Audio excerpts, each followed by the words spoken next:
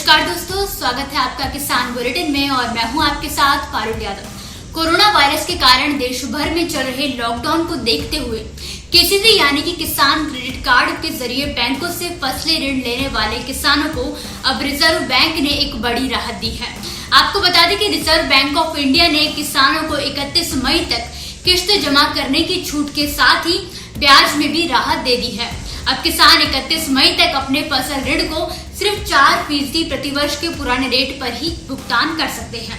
Reserve bank की तरफ से बीते दिन एक पत्र जारी किया गया है जिसमें इस बात का साफ तौर पर जिक्र किया गया है कि अब किसानों को 3 महीने की अवधि के लिए दंडात्मक ब्याज भी नहीं भरना पड़ेगा।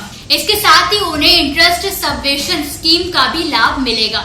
इस पत्र में लिखा है कि किसानों को समय पर भुगतान करने पर 3% का प्रोत्साहन भी मिलेगा, मगर ये फायदा सिर्फ उन किसानों को मिलेगा जो 31 मई 2020 या फिर उससे पहले ऋण का भुगतान कर देते हैं।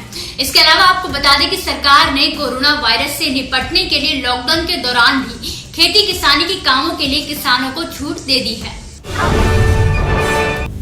वैसे तो पंजाब में गेहूं की सरकारी खरीद शुरू हुए 7 दिन बीत चुके हैं, मगर कुछ खबरों की माने तो मंडियों में अभी तक खरीद के पूरे प्रबंध नहीं हुए हैं, जिसकी वजह से किसानों को काफी तरह की परेशानियों का सामना करना पड़ रहा है। जानकारी के अनुसार फतेहगढ़ साहिब की कुछ मंडियों में अभी तक फसल की बोली तक नहीं लगाई गई है, जबकि सरहीद की गांव पिरजैन अनाज मंडी में किसान 4 दिन से फसल की बोली लगाने वालों का इंतजार कर रहे हैं।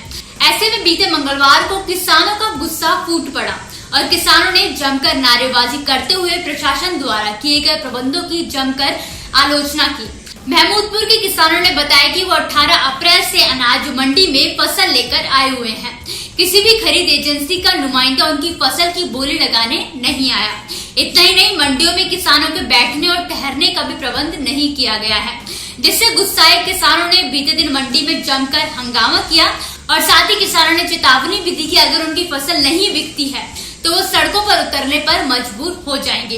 जबकि इस बारे में मंडी के चेयरमैन का कहना है कि शुरुआती में कोरोना वायरस और लॉकडाउन की वजह से कुछ समस्याओं का सामना हो रहा है, लेकिन 2 से 3 दिन में इन सभी समस्याओं का समाधान कर दिया जाएगा, जिससे किसानों को भी परेशानी बाद में नहीं होगी।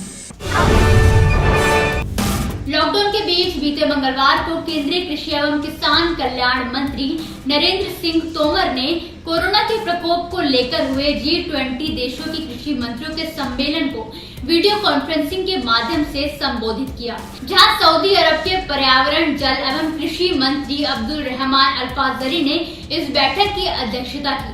तो वहीं बैठक में खाद्य सुरक्षा, संरक्षण और पोषण पर इस महामारी के प्रभाव को लेकर काफी चर्चा की गई। बैठक में देश के पीएम की तारीफ करते हुए तोमर ने कहा कि प्रधानमंत्री नरेंद्र मोदी कोरोना से निपटने के लिए अपना पूरा प्रयास कर रहे हैं और इस कोशिश में भारत किसी भी देश से इस समय सबसे आगे है। तोमर ने इस वैश्विक महामारी के खिलाफ सभी देशों से एकजुटता के साथ लड़ने की अपील की। बैठक में मुख्य रूप से कोविड-19 पर चर्चा की गई। तोमर ने G20 में इस बात का भी जिक्र किया कि किस तरह से किसानों की मुश्किलें कम करने के लिए भारत सरकार ने एहतियाती उपायों पर अमल करते हुए लॉकडाउन अवधि के दौरान सभी कृषि कार्यों को छूट देने के साथ ही जरूरी कृषि उपज और खाद्य आपूर्ति की उपलब्धता सुनिश्चित करने का फैसला लिया है।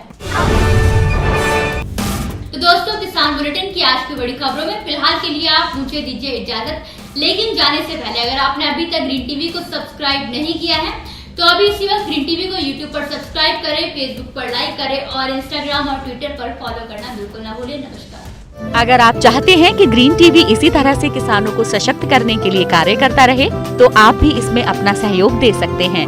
डिस्क्रिप्शन पर जाकर दिए गए लिंक पर क्लिक करें, पेटीएम करें, NEFT और क्रेडिट कार्ड के जरिए भी आप हमें सहयोग दे सकते हैं। अगर आप हमारा ये वीडियो YouTube पर देख रहे हैं तो हमारे चैनल को सब्सक्राइब करें और अगर FB पर देख रहे हैं तो इसे लाइक करें और शेयर करें।